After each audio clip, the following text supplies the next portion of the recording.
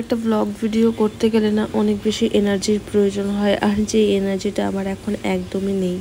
তো hello guys, welcome back to my channel. আবারও চলে আসলাম একটা ছোট্ট মিনি ব্লগ নিয়ে।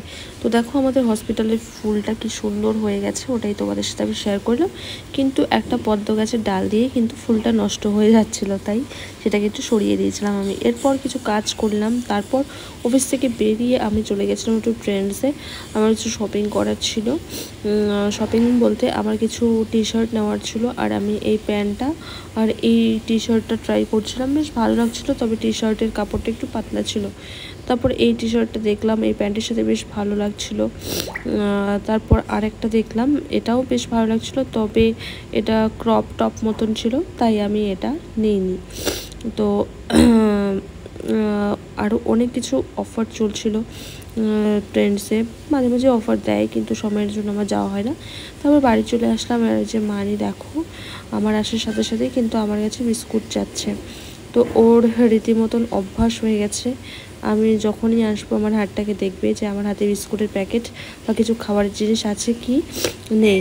তো দেখো এই যে জবা ফুলের গাছটা আমি কিনেছিলাম 2 দিন আগে, সেটা কিন্তু খুব সুন্দর একটা ফুল ফুটে গেছে। গাছটাকে লাগাতে হবে সুন্দর একটা টবের মধ্যে, লাগাবো আমি। এরপর খেয়ে নিলাম একটু ম্যাগি। তো সারাদিন কাজ করে যাওয়ার পর কতটা এনার্জি থাকলে নিজের হাতে এই রকম একটা টেস্টি ম্যাগি করে খাওয়া যায়, ভাবতে পারছো? তো যাই হোক, এই যে দেখো, তারপর চলে গেলাম আলিপুরদুয়ারের শ্রাবণী মেলাতে। এই যে গেট, আর সামনেই খুব সুন্দর একটা শিব ঠাকুরের মূর্তি বানানো ছিল। তারপর যেহেতু মাও গেছিলো আমাদের সাথে, তো মাকে কিছু কিছু রাইডসে আমি চড়ালাম। আর এই যে এটাতে কিন্তু আমি উঠেছিলাম, ভীষণ ভয়ঙ্কর লাগছিল। ডুয়ার্স মেলার সময় তো অনেকটা বড় আসে, আর এটা অনেকটাই ছোট ছিল। আর ওটার উপর থেকে কি বলে ওই রাইডসটাকে আমি ভুলে গেছি, খুব সুন্দর লাগছিল মেলার দৃশ্য। Bye bye.